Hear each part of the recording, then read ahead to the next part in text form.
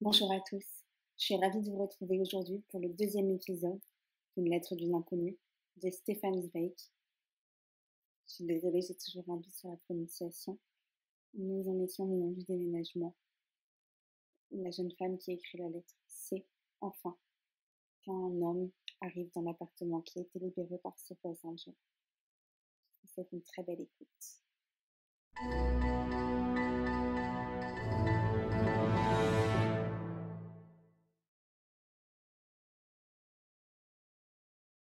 Le lendemain, tu as pris possession de l'appartement. Mais j'eus beau te guetter, je ne pus pas t'apercevoir. Ce ne fait qu'accroître ma curiosité. Enfin, le troisième jour, je te vis. Et combien ma surprise fut profonde de constater que tu étais si différent de ce que j'avais cru, sans aucun rapport avec l'image de Dieu le Père que je m'étais puérilement figurée. J'avais rêvé d'un beau vieillard à lunettes, et c'était toi, tout comme tu es aujourd'hui encore, toi l'immuable, sur qui les années glissaient sans l'atteindre. Tu portais une saillante tenue de sport, brun clair, et de ton pas agile et juvénile, tu montais en courant l'escalier, en prenant les marches deux par deux. Tu avais ton chapeau à la main, et c'est ainsi qu'avec un étonnement indescriptible, je découvris ton visage plein de vie et de clarté, ta chevelure d'adolescent. Véritablement, je tressaillis de surprise en voyant combien tu étais jeune, charmant, souple, svelte et élégant. Et ce n'est pas étonnant. Dès cette première seconde, j'éprouvais très nettement ce que tout le monde éprouve à ton aspect, ce que l'on sent d'une manière unique et avec une sorte de surprise. Il y a en toi deux hommes, un jeune homme ardent, gai, tout entier au jeu et à l'aventure, et en même temps, dans son art, une personnalité d'un sérieux implacable, fidèle au devoir, infiniment cultivé et raffiné. Je sentis d'instinct ce que chacun devina en te connaissant, que tu mènes une double vie. Une vie dont une face claire et franchement tournée vers le monde, tandis que l'autre, plongée dans l'ombre, n'est connue que de toi seul. Cette profonde dualité, le secret de ton existence, l'enfant de 13 ans que j'étais alors, magiquement fasciné par toi, l'a senti au premier regard. Tu comprends, mon bien-aimé, quelle merveille, quelle séduisante énigme tu étais pour moi, une enfant, un être que l'on vénérait parce qu'il écrivait des livres, parce qu'il était célèbre dans le grand monde. Le découvrir tout à coup sous les traits d'un jeune homme de 25 ans, élégant et d'une gaieté de petit garçon. Dois-je te dire qu'à partir de ce jour-là, dans notre maison, dans tout mon pauvre univers d'enfant, rien ne m'intéressa plus, si ce n'est toi, et que, avec tout l'entêtement et tout l'obsédant de ténacité d'une fillette de 13 ans, je n'eus plus qu'une seule préoccupation, être tournée vers ta vie, vers ton existence. Je t'observais, j'observais tes habitudes, j'observais les gens qui venaient chez toi. Et tout cela, au lieu de diminuer la curiosité que tu m'inspirais, ne faisait que l'accroître. Car la complète ambiguïté de ton être s'exprimait parfaitement dans la diversité de ses visites. Il venait de jeunes hommes, tes camarades, avec lesquels tu riais et tu étais exubérant. Des étudiants à la mise modeste, et puis des dames qui arrivaient dans des automobiles. Une fois même le directeur de l'opéra, le grand chef d'orchestre que je n'avais aperçu que de loin à son pupitre, et dont la vue m'emplissait de respect. Et puis aussi de petites gamines qui suivaient encore des cours de secrétariat et qui se glissent avec embarras à travers la porte. Nous sommes beaucoup de femmes. Cela ne signifiait pour moi rien de particulier. Même lorsqu'un matin, en partant pour l'école, je vis sortir de chez toi une dame voilée. Je n'avais que 13 ans, et la curiosité passionnée avec laquelle je t'épiais et te guettais ne savait pas, en l'enfant que j'étais, être déjà de l'amour. Mais je connais aujourd'hui encore exactement, mon bien-aimé, le jour et l'heure où je m'attachais à toi entièrement et pour toujours. J'avais fait une promenade avec une camarade de classe, et nous étions en train de parler comme élastique, devant la porte. Une automobile arriva. Elle s'arrêta et, avec ton allure impatiente et comme élastique, qui me ravit aujourd'hui encore, tu sautas du marchepied et tu te dirigea vers la porte. Je ne sais quelle puissance inconsciente me poussa à aller t'ouvrir. Je me retrouvai sur ton passage. Nous nous heurtâmes presque. Tu me regardas de ce regard chaud, doux et enveloppant qui était comme une caresse. Tu me souris d'un sourire que je ne puis qualifier autrement que de tendre, et tu me dis d'une voix douce et presque familière. Merci beaucoup, mademoiselle. Il n'en fallut pas plus, mon bien-aimé. Mais depuis cette seconde, depuis que j'ai senti sur moi ce regard doux et tendre, je fus tout entière à toi. Je me suis rendu compte plus tard, bien rapidement certes, que ce regard qui embrasse, ce regard qui attire comme un aimant, qui à la fois vous enveloppe et vous déshabille, ce regard de séducteur né, tu le prodigues à toute femme qui passe près de toi, à toute vendeuse qui te sert dans un magasin, à toute servante qui t'ouvre la porte. Je me suis rendu compte que chez toi, ce regard n'a rien de conscient, qu'il n'y a en lui ni volonté, ni inclination, mais que ta tendresse pour les femmes, inconsciemment, lui donne un air doux et chaud lorsqu'il se tourne vers elle. Mais moi, enfant de 13 ans, je ne soupçonnais pas tout cela. Je fus plongée dans un fleuve de feu. Je crus que cette tendresse ne s'adressait qu'à moi, à moi seule. Cette unique seconde suffit à éveiller la femme en adolescente que j'étais, et cette femme fut à toi pour toujours. Qui est-ce ? Demanda mon ami. Je ne pus pas lui répondre tout de suite. Je fus incapable de dire ton nom. Dès cette première, cette unique seconde, il m'était devenu sacré. C'était mon secret. Oh, un monsieur qui habite ici dans la maison, balbutiai-je ensuite maladroitement.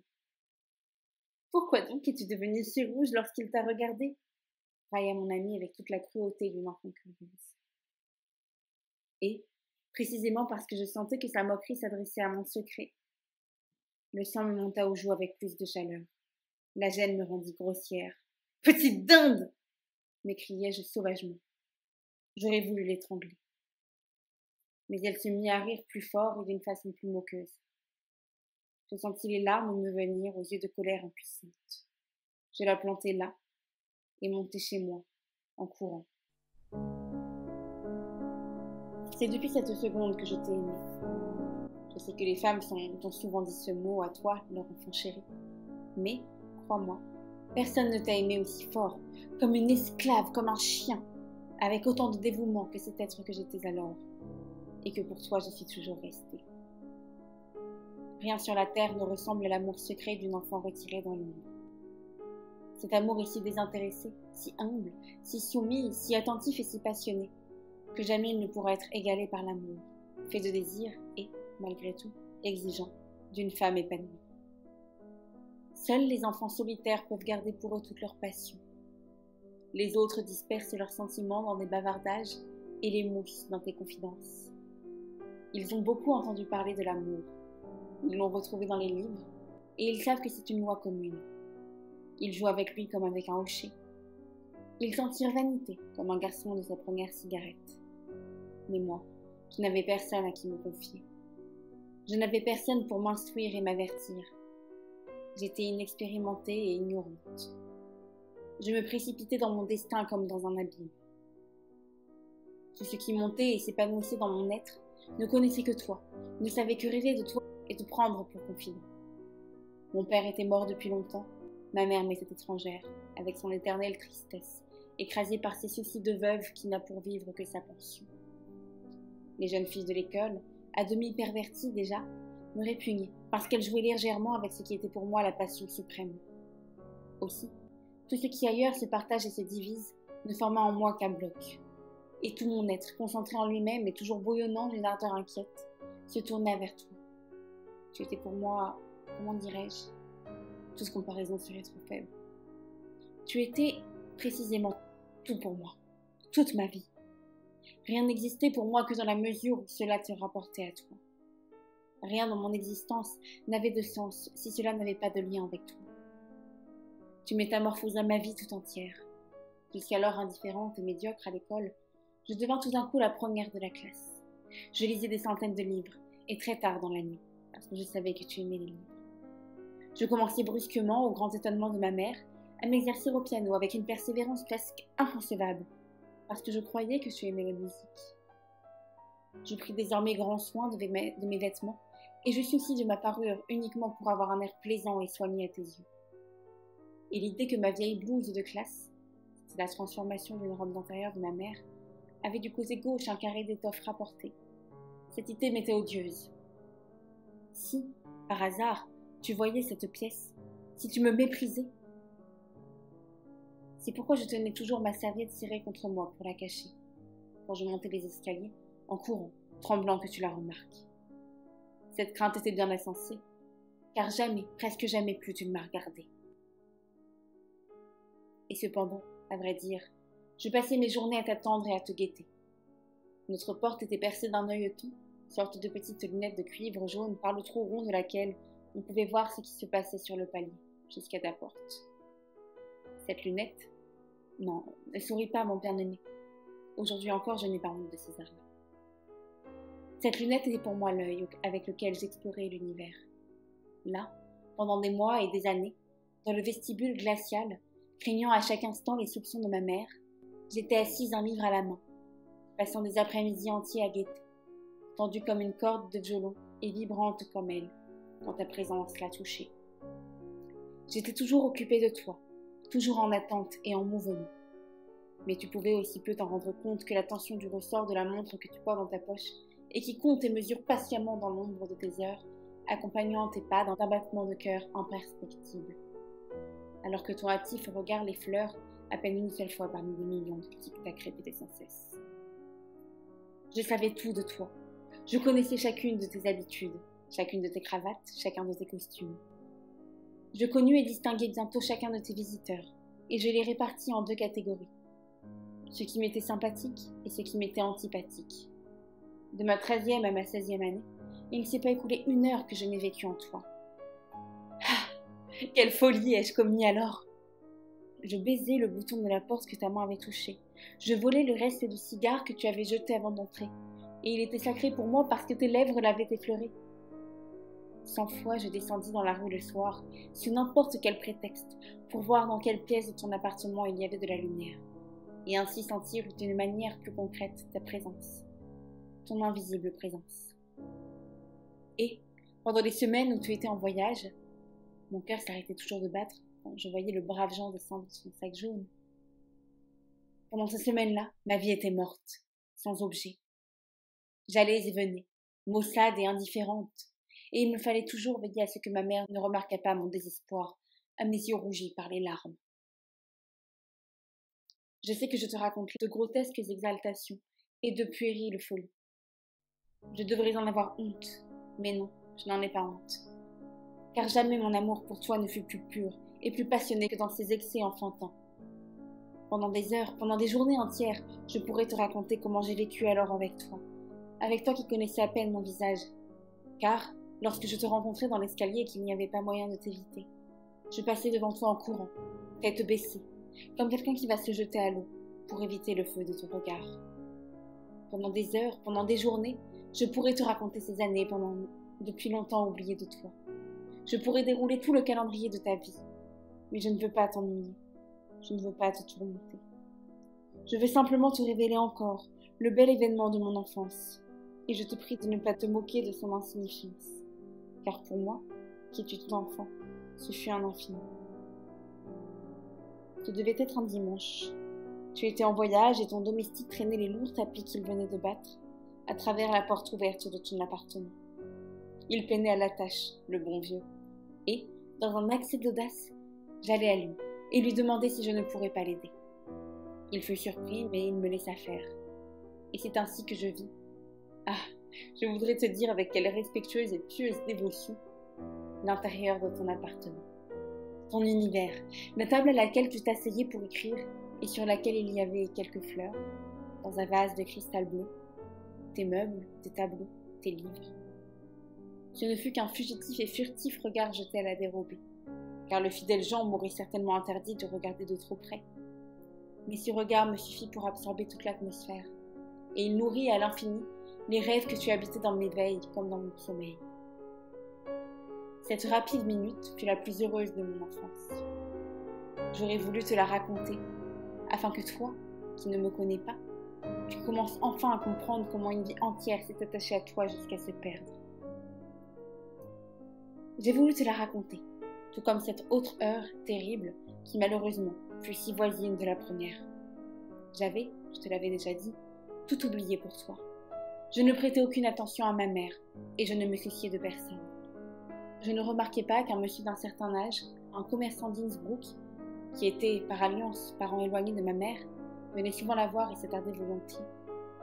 Au contraire, je ne faisais que m'en réjouir, car il emmenait souvent maman au théâtre.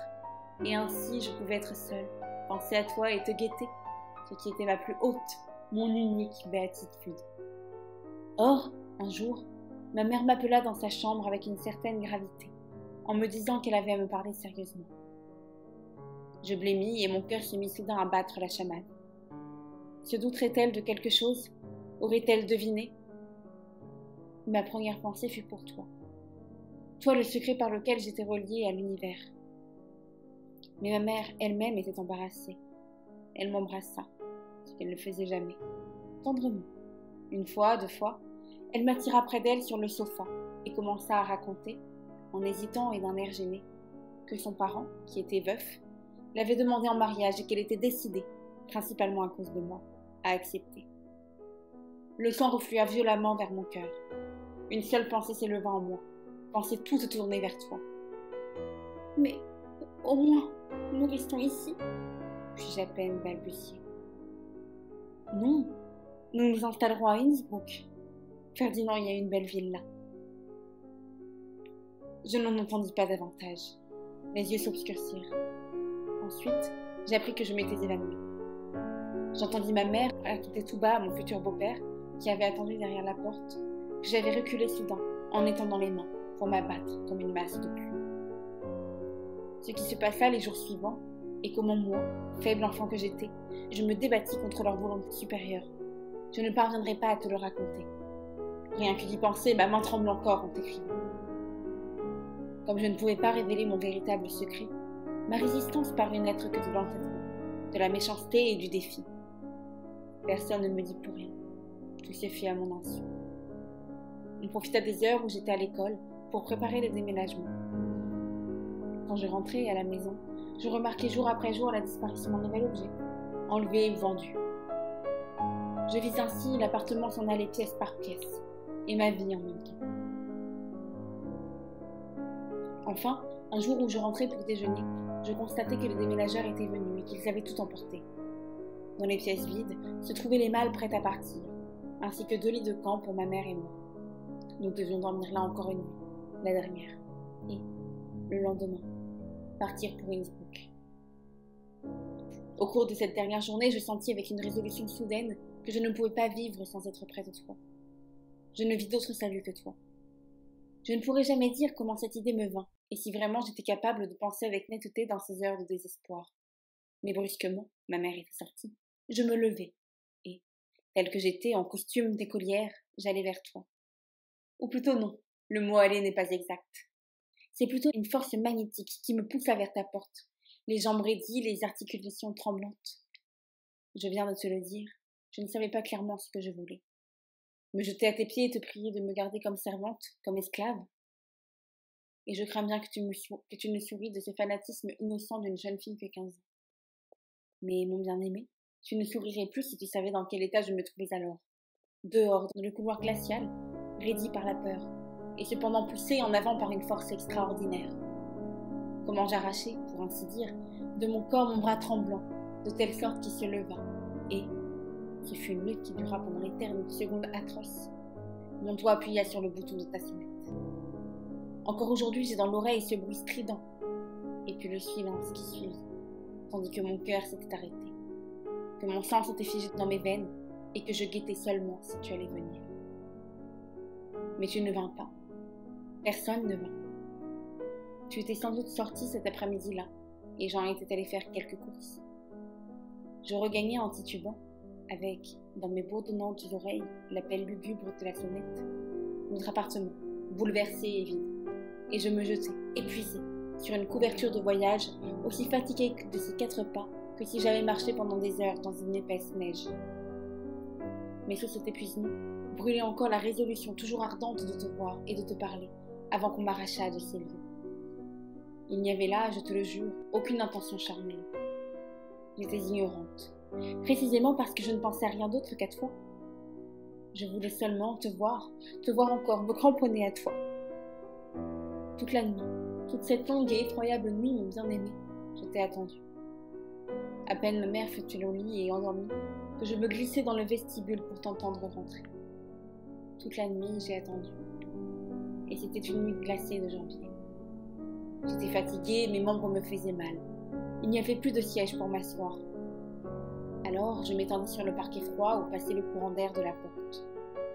Je restai ainsi, étendue, glacée, et le corps meurtri, n'ayant sur moi que mon mince vêtement, car je n'avais pas pris de couverture. Je ne voulais pas avoir chaud, par crainte de m'endormir et de ne pas entendre ton pas. Quelle douleur j'éprouvais! Je pressais convulsivement mes pieds l'un contre l'autre, mes bras tremblaient, et j'étais sans cesse obligée de me lever tellement il faisait froid dans cette atroce obscurité. Mais je t'attendais, je t'attendais, je t'attendais comme mon destin.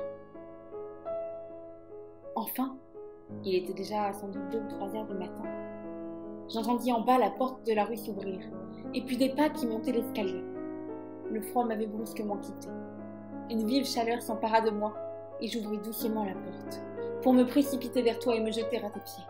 Oh, je ne sais vraiment pas ce que, folle enfant, j'aurais fait alors. Les pas se rapprochèrent. L'allure d'une bougie vacilla dans l'escalier. Je tenais en tremblant la poignée de la porte. Était-ce bien toi qui venais ainsi? Oui. C'était toi, mon bien-aimé. Mais tu n'étais pas seul. J'entendis un rire léger et joyeux, le froufrou d'une robe de soie, et ta voix qui parlait bas. Tu rentrais chez toi avec une femme. Comment j'ai pu survivre à cette nuit, je l'ignore. Le lendemain matin, à 8 heures, on m'emmena à Innsbruck. Je n'avais plus la force de résister.